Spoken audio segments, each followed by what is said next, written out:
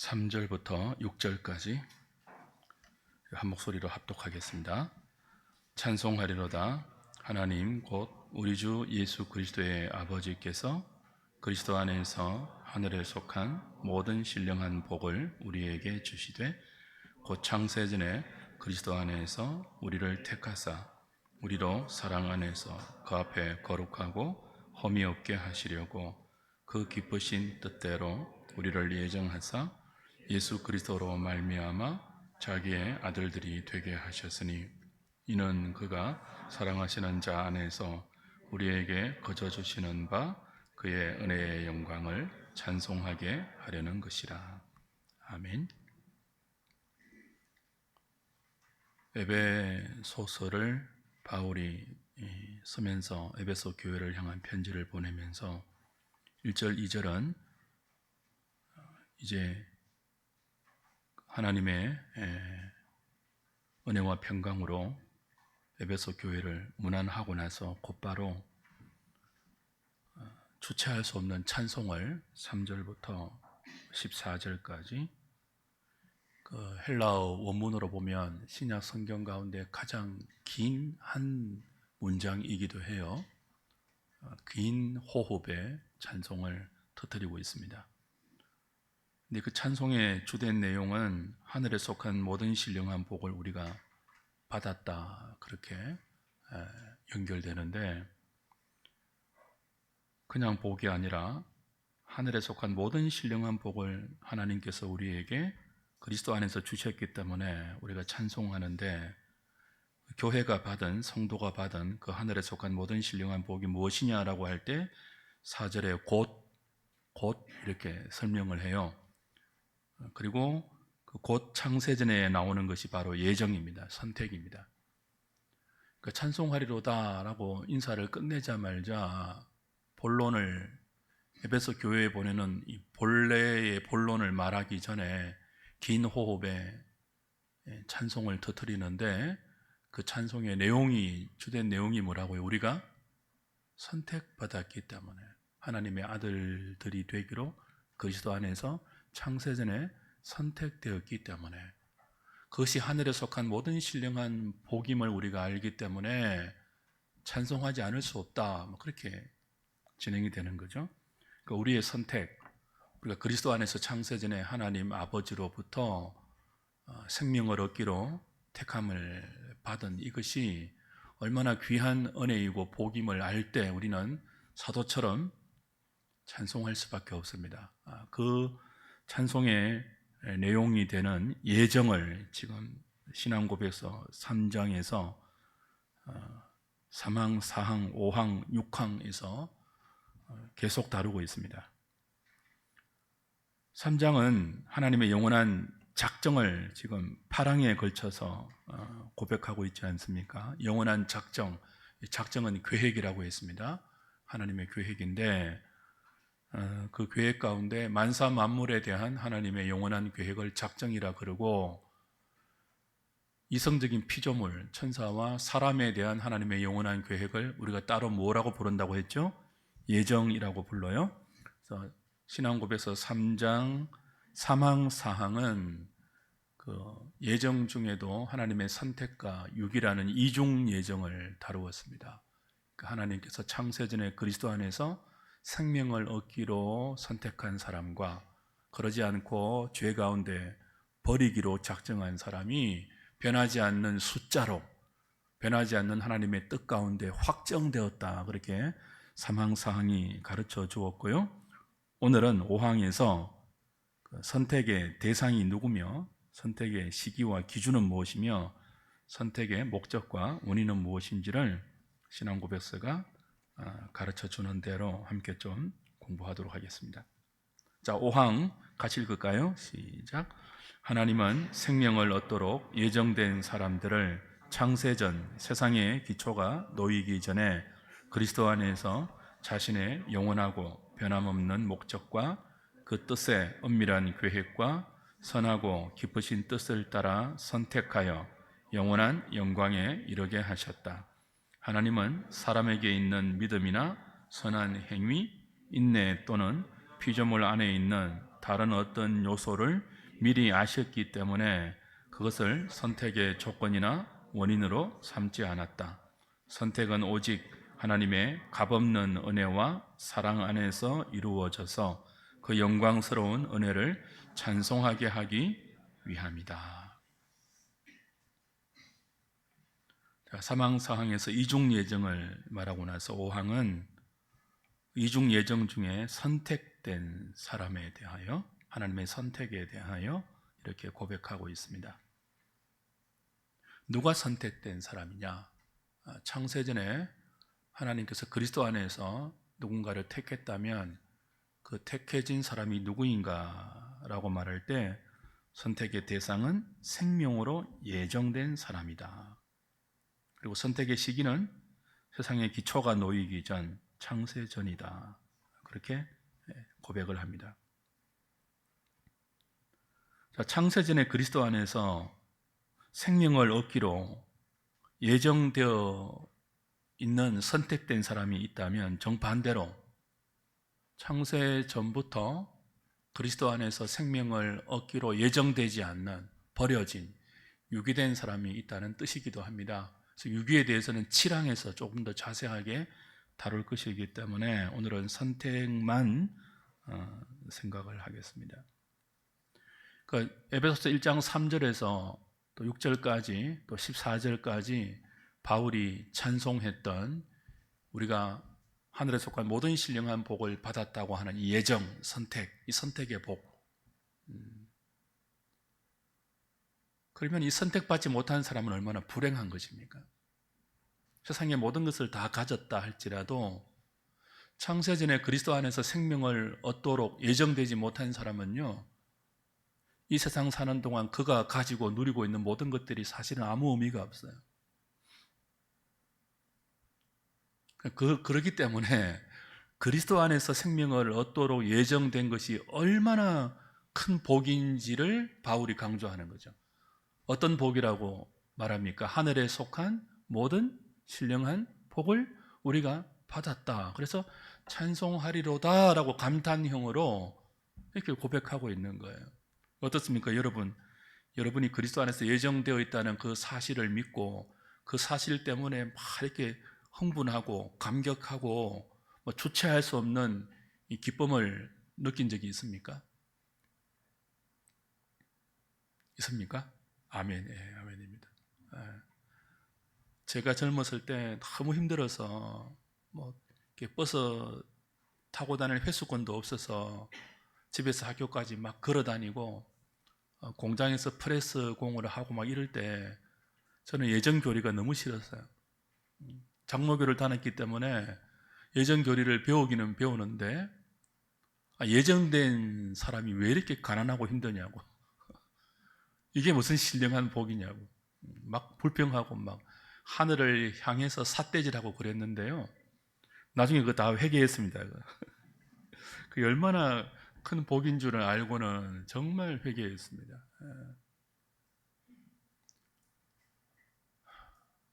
아무런 원인도 이유도 자격도 조건도 우리에게 찾지 아니하시고 오직 당신의 기쁘신 뜻에 따라서 절대적인 주권에 따라서 내가 태어나기도 전에 내가 무슨 선이나 또 죄를 행하기도 전에 생명을 얻도록, 영원한 생명을 얻도록 그리스도 안에서 선택되고 예정되었다는 이 사실을 알면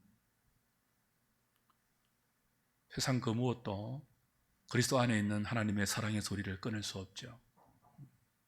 가난도 질병도 그 무엇도 이 예정된 복, 바울이 고백하는 하늘에 속한 모든 신령한 복을 내가 받았다고 하는 이 고백, 그 고백에 담긴 감격과 감사가 예정 교리를 배우는 여러분에게도 생기기를 소망합니다. 혹자들은 이 교리 때문에 넘어집니다. 이 영광스러운 교리, 은혜의 영광을 찬미하게 하려 함이라. 하나님의 예정 교리는 우리의 눈을 뜨게 해서 그 은혜의 영광을 찬송하도록 우리를 이끄는데, 이게 눈에 비늘이 벗겨지지 않으면 이 교리 때문에 실족해요. 무슨 그런 하나님이 있냐고, 무슨 그렇게 불공평하고 불합리하고 불의한 분을 신으로 믿을 수 있냐고, 누구는 태어나기도 전에 버림받기로 작정되고, 누구는 태어나서 선을 행하기도 전에 영원한 생명을 얻도록 작정되었다면, 그런 불합리한 신이 어디 있냐고 하나님을 떠나고 믿음에서 떠나는 사람들이 있거든요. 근데 이 불합리하게 보이는 이 교리가 위대한 하나님의 사랑으로, 정말 감사한 하나님의 은총으로 다가와서 이 성경의 진술 때문에 감격하고 감사하는 사람은 복된 사람이죠.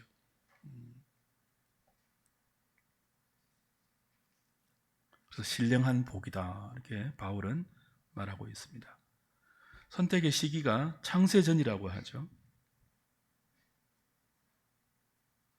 세상의 기초가 아직 놓이기도 전에, 우주 만물이 하나님의 능력으로 창조되기도 전에, 사람이 생기기도 전에 어떤 사람은 영원한 생명을 얻도록 선택하시고, 어떤 사람은 유기하셨습니다.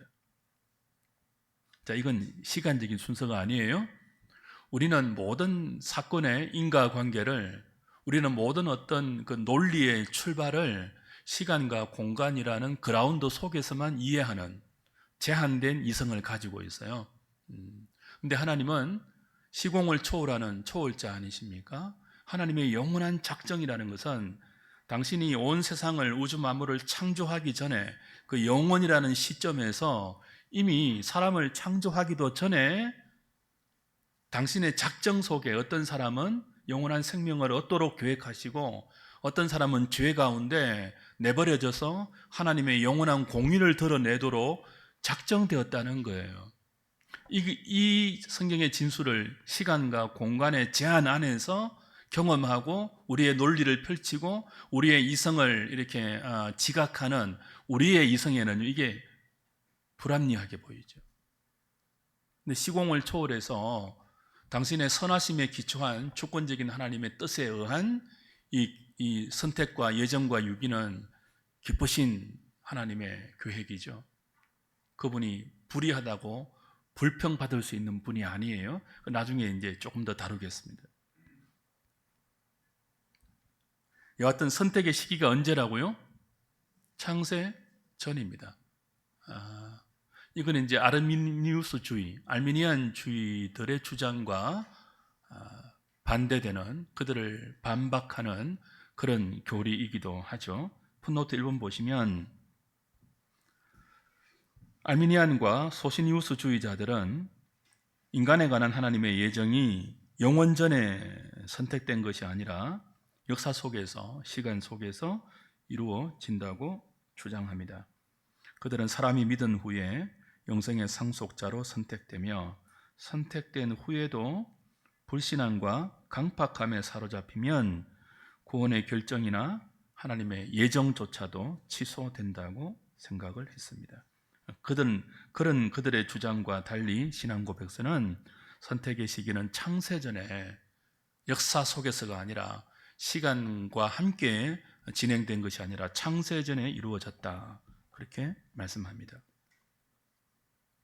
자, 이 창세전에 이루어진 하나님의 선택은 개혁주의 안에서도 뜨거운 논쟁 하나를 일으켰습니다.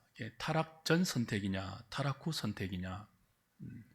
이건 이제 역사 속에서 타락 전이냐, 타락 후가 아니라 하나님의 작정 속에서, 아직 인간을 창조하기도 전에, 만사 만물 우주를 창조하기도 전에 시간과 공간을 초월한 하나님이지 않습니까? 그 하나님의 영원한 작정 속에 창조가 먼저냐, 아니면 선택이 먼저냐. 인간의 창조와 타락을 먼저 예정하시고, 그리고 타락 이후에 어떤 사람은 선택하시고 어떤 사람은 유기하시냐, 이걸 타락 후 선택설이라고 해요. 시간 속의 순서가 아니라 하나님의 영원한 관점 속에서 논리적인 순서예요. 타락 전 선택서는요, 하나님의 영원한 작정 속에 사람의 타락과 인간의 창조 이전부터 뭐 했다는 거예요? 누구는 선택하고 누구는 버리기로 결정하셨다가 타락 전 선택이고, 그 반대가 타락 후 선택이에요. 처음에 이 칼빈주의는, 이 개혁주의는 하나님의 그 영원한 선택, 창세전에 선택하신 것에 대해서 이렇게 두 가지 견해로 나누어지지 않았습니다. 근데 야콥 알미니우스라는 이 알미니안주의자들이 역사 속에서 발동하여 하나님의 절대 주권에 의한 무조건적 선택을 반대하고 그리스도 안에서 택한 자들을 위한 주님이 죽으셨다는 제한 속죄를 반대하고 모든 인류를 위해서 그리스도가 죽었다는 보편 속죄를 주장하며 불가항력적인 하나님의 은혜가 아니라 인간은 자유의지로 하나님의 은혜에 반응할 수 있다는, 반대할 수 있다는, 항거할 수 있다는 가항적 은혜를 주장하고 믿고 난 후에도 자신의 의지로 그 믿음에서 떨어져 나갈 수 있다는 이 성도의 견인을 부정하는 이런 알미니우스 주의자들의 반대 때문에 이 선택의 시기에 대한 개혁주의 안에서도 이견이 발생했습니다. 그래서 알미니우스와 토론했던 고마루스와 또 깔뱅의 후예이죠 베자 같은 사람은 타락전 선택설을 주장해서 인간의 자유의지를 주장하는 야콥 알미니우스와 논쟁하기 위하여 선택의 시기를 타락 전부터 하나님이 절대 주권으로, 하나님의 절대 주권을 강조하기 위해서 하나님의 절대적인 주권으로 타락 이전부터 누구는 선택하고 누구는 유기했다라고 타락 전 선택설을 주장했어요. 그러나 개혁파 안에서 대부분의 신학자들은 타락 후 선택설을 지지합니다. 도로트 총회도 우리가 이미 배웠지만 그랬고 한 90% 이상은 타락 후 선택설을 지지해요. 저도 거기에 동의하는데요. 왜냐하면 이게 논리적이고 타락 전 선택설을 주장하면 하나님의 절대 주권은 굉장히 강조되는데 어떤 위험이 있습니까? 하나님께서 불의하다는 학론파의 공격에 별로 변정할 거리가 없어요. 보십시오. 타락하기도 전에, 죄를 짓기도 전에 하나님의 작정 속에 있습니다. 역사 속이 아니라 어떤 사람은 선택하고 생명을 얻기로, 어떤 사람은 뭐예요? 타락하기도 전에 죄 가운데 버려지기로 작정했다면 하나님 불의한 분 아닙니까? 라는 공격에 논리적으로 항거할 그 근거가 별로 없잖아요. 반면에 타락 후 선택설은요, 지금 무슨 말인지 잘 못 알아들으시는 거죠. 타락 후 선택설은 하나님의 작정 속입니다. 역사 속이 아니라 아직 천지를 창조하기 전부터 하나님은 그 계획 속에 뭘 선택하셨다고요? 뭘 예정하셨다고요? 인간을 창조하고 그 인간이 타락할 것을 아시고 모든 인간이 타락한 후에 그 중에 누군가를 뭐예요? 일부를 선택하셔서 당신의 사랑을 드러내기로 작정하셨고 그 모든 타락한 인간 중에 누구는 뭐예요? 죄 가운데 버리기로 작정하셔서 뭘 드러내기로 예정하셨다고요? 하나님의 공의를 드러내기로 예정하셨어요. 그러면 하나님이 불의한 분이 아니죠. 왜냐하면 인간이 스스로 죄를 지어서 타락했어요. 그래서 모든 인간은 죄인이 되었어요. 그 죄인이 된 인간을 하나님은 의무적으로 구원해야 될 필요가 없는 분이죠. 하나님의 구원은 의무에서 발생한 사건이 아니에요. 하나님의 자비에서 발동된 은혜이지 하나님이 의무감에서 죄인들을 구원하신 것 아니에요. 그래서 인간이 스스로 하나님의 법을 어기고 타락하여 죄인이 되었습니다. 그렇게 모두가 죄의 삭을 받는 죄인이 되었는데 그 중에 하나님은요, 한 사람도 구원할 의무가 없었어요. 그냥 다 버려도 됩니다. 그래도 아무도 하나님을 향하여 사랑이 없다고 말하지 못하죠. 이미 죄의 삭은 사망이라고 단언하셨고 그걸 알고도 인간이 범죄하고 반역했으니까요. 그런데 하나님은 그렇게 모두가 타락한 죄인 중에 일부를 뭐 하기로 작정하셨다고요?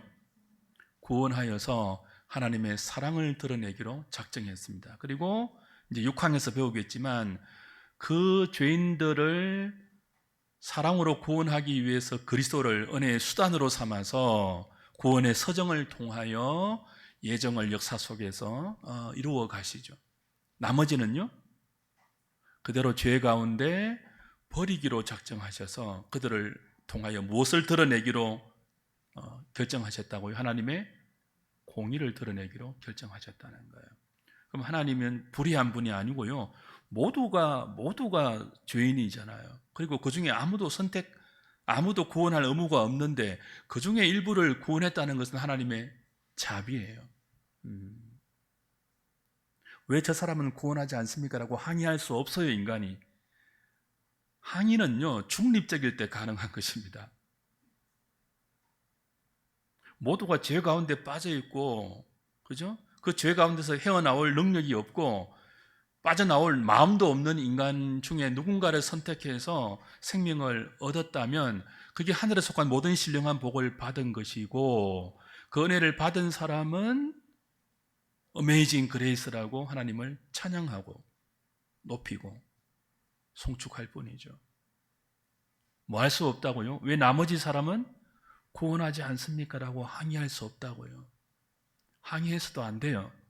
항의 받으려고 일부를 작정하신 게 아니잖아요. 은혜를 찬송하기 위해서 창세전에 그리스도 안에서 영생을 얻도록 누군가를 예정하셨거든요.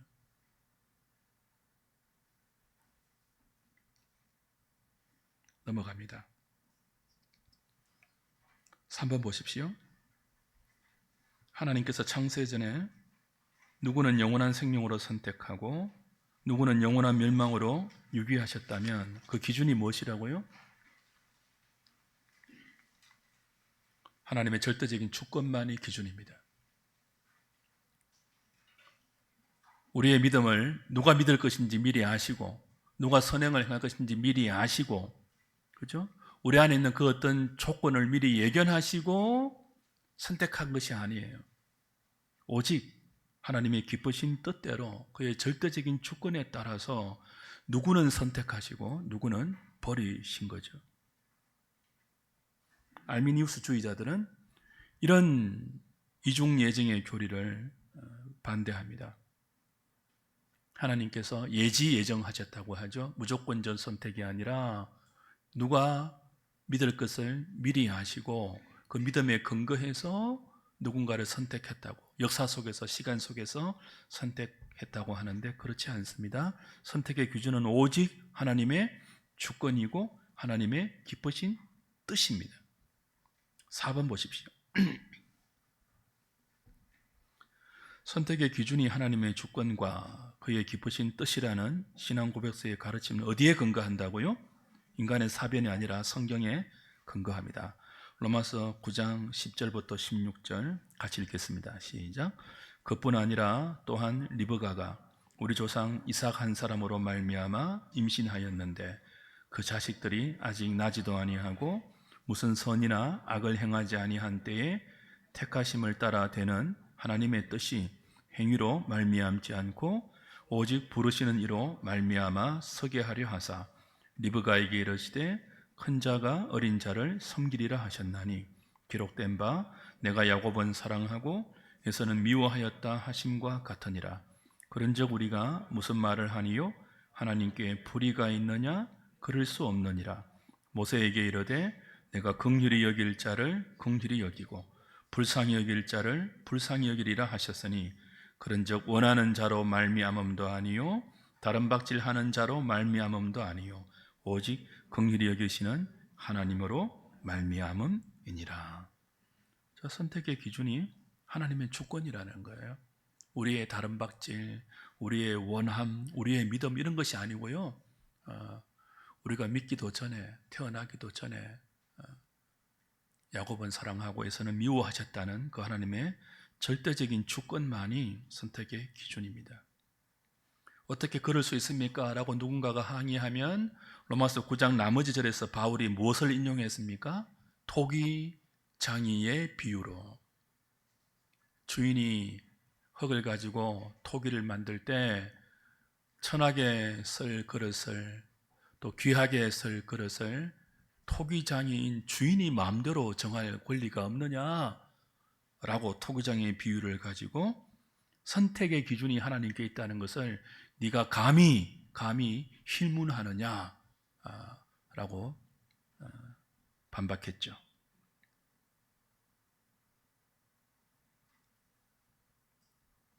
5번 보십시오. 알미니안들은 오늘 선택받은 자가 내일 자신의 의지로 유기될 수도 있다고 주장합니다. 그러나 이 선택에 관한 하나님의 뜻이 변한다는 그런 주장이죠. 그러나 신앙 고백서는 선택에 관한 하나님의 뜻은 변하지 않는다고 고백합니다. 아미니우스주의자들은 신자가 불신자로 바뀌는 순간 그에 대한 하나님의 작정도 바뀐다고 말합니다. 그러니까 모든 것이 인간에게 달려 있습니다. 하나님께서 아무리 작정해도 인간이 하나님의 작정을 거부하고 믿지 않기로 결정하면 뭐예요? 그 순간부터 신자가 불신자로 바뀌고 동시에 뭐예요? 그를 향한 하나님의 작정도 변한다고 주장해요. 인간의 자유의지를 굉장히 존중하고 높이는 그들의 주장은 이 시대의 지성들에게 환영받습니다. 성경의 진술은 아니에요. 성경은 오히려 여호와의 계획은 영영이 서고 그의 생각은 대대에 이르리로다라고 하나님의 뜻이 변하지 않음을 말하고 있습니다. 하나님의 견고한 터는 서서히 인침이 있어 일렀으되 주께서 자기 백성을 아신다, 끝까지 지키신다, 끝까지 아신다, 그렇게 말해요. 오늘까지 하나님의 백성이라고 아는 사람을 내일 너 내 백성이 아니야 라고 나 너 몰라 라고 버리지 않는다는 거죠. 하나님의 계획은 불변합니다. 또 하나님이 자기 백성을 아신다고 하는 말씀도 변하지 않습니다. 선택에 관한 하나님의 뜻도 변하지 않고 선택한 예정된 사람의 숫자도, 유기된 사람의 숫자도 그때그때 인간에 의해서 변하지 않습니다. 하나님의 선택 교리는 변덕스럽거나 경솔하거나 터무니없는 인간의 공상이 아닙니다. 인간의 공상이 이런 교리를 만들어낼 수 없어요. 왜냐하면 이 불합리하게 보이잖아요. 인간의 이성으로. 좀 만들어내려면 좀 그럴싸하게 만들어내야죠.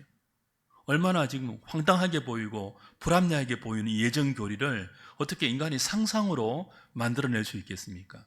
하나님의 영원한 뜻 가운데 역사 속에서 계시된 구원의 경륜이 이렇게 지금 성경에 진술되어 있고 펼쳐지고 있는 거죠. 인간의 그릇된 상상의 산물이 아닙니다. 6번 보십시오. 같이 읽겠습니다. 시작. 선택의 기준이 하나님의 주권이라면 선택의 수단은 예수 그리스도입니다. 1월 신앙 고백서 제3장 5항은 하나님의 영원한 선택이 그리스도 안에서 이루어졌다고 말하고 있습니다. 선택이 그리스도 안에서 이루어졌다는 말은 그리스도의 구원 사역과 중보 사역이 선택의 원인이라는 뜻이 아닙니다.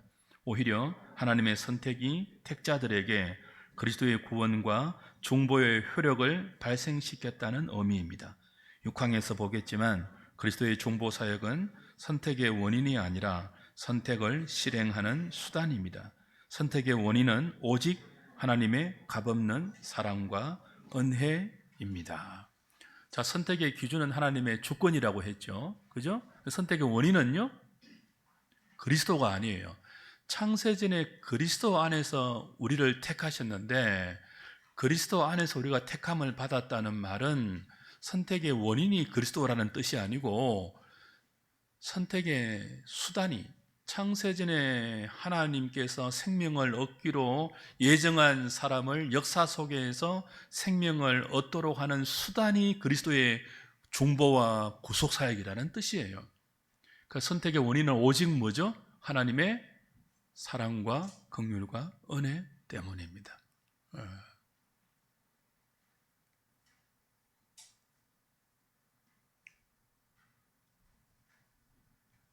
그리스도는 하나님의 값없는 이 사랑이 원인이 되어서 우리를 선택한 그 선택의 결과 이 땅에 오셔서 뭐예요? 우리를 위해 대속의 죽음을 죽으시고 부활하셔서 성천하시고 아버지와 함께 성령을 보내서 그 구원을 우리에게 적용시키고 있는 거예요. 주님은 택자들을 위해서 왔습니다. 모든 인류를 위해서 오시지 않고 택자들을 위해서 죽었습니다. 아버지가 아들에게 맡기신 창세전에 그리스도 안에서 택한 그 택한 백성을 위해서 주님이 오셨습니다. 그리고 아버지가 내게 주신 영혼을 내가 한 사람도 빼앗기지 아니하리라 하시고 그 택자들을 위해서 십자가에 달려 죽었습니다. 모든 사람을 위해 죽으시고 사람이 그 모든 사람을 위해서 죽으신 예수님을 믿을지 말지 결정할 게 아니고요. 이게 알미니안이거든요. 택자들을 위해서 처음부터 오셨어요. 그래서 믿지 않는 바리새인들에게 뭐라고 했습니까? 너희 아비는 마귀다 그랬습니다. 너희는 내 자녀 아니다 그랬죠. 예수님은 모든 사람을 위해서 죽고 내가 죽은 그 원인을 너희들이 알아서 선택하고 너희들이 선택한 결과에 따라서 나의 죽음의 효력이 미칠 수도 있고 미치지 않을 수도 있다는 그런 죽음을 죽지 않았어요. 우리 도로서 친구한테 배웠잖아요. 이게 제한 속죄라고. 택자들만 위해서 오셔서 택자들만 위해서 죽으셨는데 그 죽으심의 효력은 무한히 커서 그 택한 자들의 어떤 죄도 뭐 할 수 있는요? 용서할 수 있는 그런 구원의 효력을 가진 죽음을 죽으셨죠. 그렇지 않고요. 보편 속죄를 주장하면 어떻게 된다고요? 모든 사람을 예수님이 죽었어요. 근데 인류 가운데 사람에게 그 모든 사람을 위해서 죽으신 주님의 죽음을 나를 위한 죽음으로 받아들이는 사람은 그 주님의 죽음이 효력이 있고 받아들이지 않고 거절하면요 주님의 십자가의 죽음이 아무 의미가 없어지는 거예요. 이해되십니까? 그런 죽음을 죽었겠습니까 주님이? 하나님의 아들이 인간이 되셨다고요. 말할 수 없는 자기 비하죠. 자기 낮춤이죠. 이건 정말 설명할 수 없는 자기 비하예요. 그 자기를 낮추어서 죽을 수 없는 하나님이 죄의 값을 다 짊어지고 하나님의 저주 가운데 심판 가운데 죽으시잖아요. 근데 그렇게 죽으신 주님의 죽음이 인간에 의해서 아무런 효과도 없는 효력이 없는 무가치한 죽음이 될 수 있겠냐고요. 그게 알미니안주의예요. 내가 안 믿으면 뭐예요? 주님의 죽음도 아무 의미가 없는 거예요. 그래서 택자 구원 제한 속죄는요 인간의 지성을 능멸하는 교리가 아니라 그리스도의 죽음의 무한한 가치를 성경적으로 진술하고 입증하는 교리이죠. 선택의 원인은 오직 하나님의 값없는 사랑과 은혜이고 그 값없는 사랑과 은혜 때문에 예수님은 누구를 위해서 오셨다고요?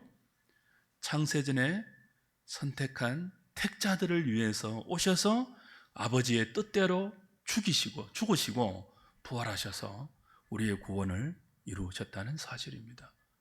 이걸 바울은 뭐라고 고백했다고요? 찬송하리로다. 하늘에 속한 모든 신령한 복을 받은 너희여 라고 말하면서 곧 창세전에 그리스도 안에서 그의 기쁘신 뜻대로 택함을 이렇게 나간다는 뜻이죠.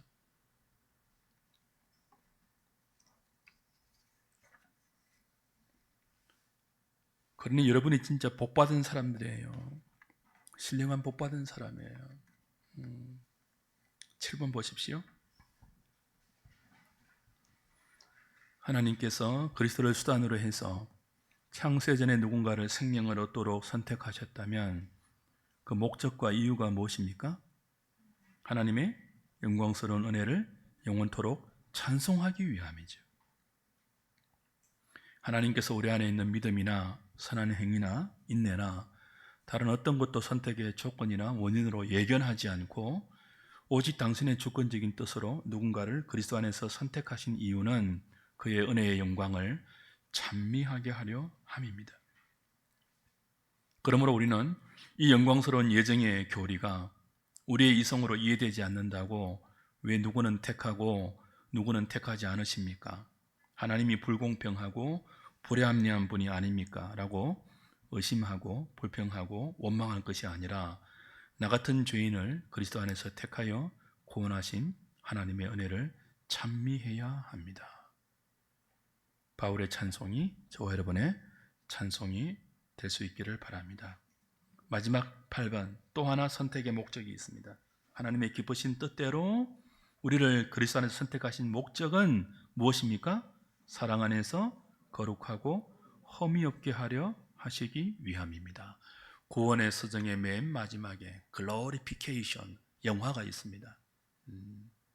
그 영화, 인간이 하나님의 형상을 닮은 원래의 하나님의 의도대로 완전한 인간이 되는 것, 거룩하고 험이 없는 하나님의 사랑 앞에서 하나님을 사랑하고 이웃을 사랑하는 그 완전한 사랑의 존재로 우리를 만들기 위해서 창세전에 하나님은 그 아들 안에서 우리를 예정하셨다는 거예요. 그래서 교회의 목표, 교회 안에 성도의 목표는 성화입니다. 영화예요, 영화. 신의 성품에 참여하는 거예요. 하나님을 닮아가는 거예요. 이 땅에서 잘 먹고 잘 사는 정도가 아니고요. 그건 예수 안 믿는 사람도 이 땅에서 잘 먹고 잘 살 수 있잖아요. 죽을 때까지 팔팔하게 99세까지 아프지 않고 불신자들도 잘 살 수 있거든요. 죽을 때도 고통 없이 죽을 수 있어요. 그건 신령한 복이 아니에요. 예수 믿는 목적은 그게 아니에요. 하나님께서 그의 아들 안에서 누군가를 선택한 선택과 예정의 목적도 그게 아니에요. 그의 은혜의 영광을 찬미하려는 목적이 하나 있고요. 또 하나는 뭐라고요? 우리가 그 앞에서 사랑 안에 거룩하고 험이 없는 하나님의 형상을 온전히 회복한 하나님을 사랑하고 이웃을 사랑하는 이 완전한 인간이 되는 거예요. 완전한 인간이 되는 것. 신이 되는 게 아니고 하나님께서 창조하신 그 원래의 목적대로 거룩한 인간이 되는 것. 자신을 구별시켜서 하나님을 사랑하되 점도 없이 흠도 없이 사랑할 수 있고 같은 하나님의 형상을 지닌 이웃을 내 몸처럼 사랑할 수 있는, 지금 우리는요 그 하나님 사랑과 이웃 사랑에 너무 점이 많잖아요. 험이 많잖아요. 사랑하고 싶어도 사랑하지 못하잖아요. 근데 이런 우리를 하나님께서 예정하셔서 어떻게 하고 계신다고요? 우리의 전 인생을 통하여, 교회를 통하여 우리를 가르치고 양육하시고 때로는 그 아들처럼 징계하셔서 이 사랑의 험이 없도록, 이 거룩함의 점이 없도록 우리를 만들어 가신다는 거예요.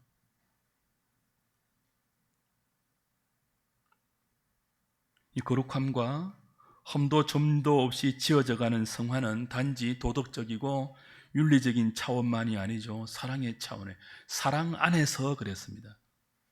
창세전에 그리스도 안에서 우리를 택하사 우리로 사랑 안에서, 그리고 그 앞에 거룩하고 험이 없게 하시려고 그 기쁘신 뜻대로 우리를 예정했다 그래요. 사랑하는 존재, 사랑의 점이 없도록, 사랑의 험이 없도록. 지금은 우리가 하나님을 사랑하고 싶은데 잘 안 돼요. 하나님보다 더 사랑스러운 것이 더 많이 생겨요. 그래서 때로는요 하나님보다 다른 것들을 사랑할 때가 많아요. 우리에게 점이 있어요, 험이 있어요. 근데 성도로 평생을 살아가면서 그 점과 험이 닦이면서 우리는 어떻게 빚어져 갑니까? 다른 그 무엇보다 하나님을 사랑하는 거룩한 존재로 빚어져 가죠. 그게 진전이 없으면 우리 이상한 사람이에요. 그게 진전이 없다면 여러분 꽁무니에 불 붙을 날이 가깝다는 것을 예상하셔야 됩니다. 사랑의 진전이 없다면 오래 사셔야 돼요. 오래 사셔서 성화를 많이 이루어 가셔야 돼요. 야곱이 외삼촌 라반을 만나서 죽도록 20년 가까이 고생했잖아요. 그 은혜로 성화가 안 되면요 자기보다 더 독한 사람 만나게 해서 사랑 앞에서 거룩하고 흠이 없는 존재로 빚어져 가세요. 그 부부끼리 잘 살 때 서로 연단받고 서로 잘 성화되세요.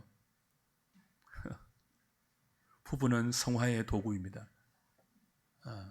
사랑하면서 서로 닮아가고 그 사랑을 점이 없도록 흠이 없도록 잘 갖고 가야 돼요. 그거 하지 마세요. 마음의 벽을 쌓고 대화를 중단하고 사랑이 자라가는 것들을 부부 사이에 허락하시면 안 돼요.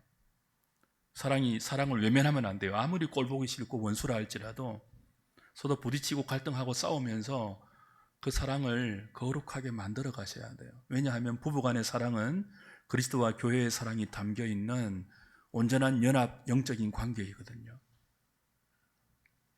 그래서 부부 사이를 통해서 성화되어야 됩니다. 부부 싸움을 잘 하셔야 돼요. 기술 있게.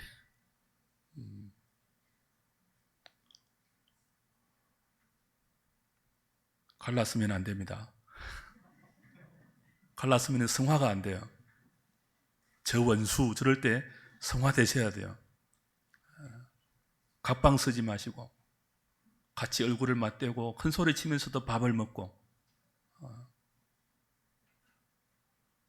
그래서 원수를 사랑하라고 하지 않습니까?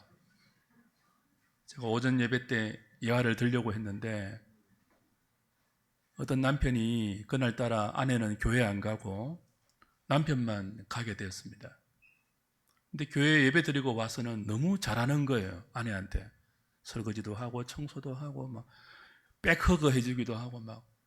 그래서 물었습니다. 도대체 무슨 말씀을 듣고 은혜를 받았냐고, 에베소서 5장 말씀 들었냐고. 그러니까 남편 대답이 뭐예요? 원수를 사랑하는 설교를 들었다고.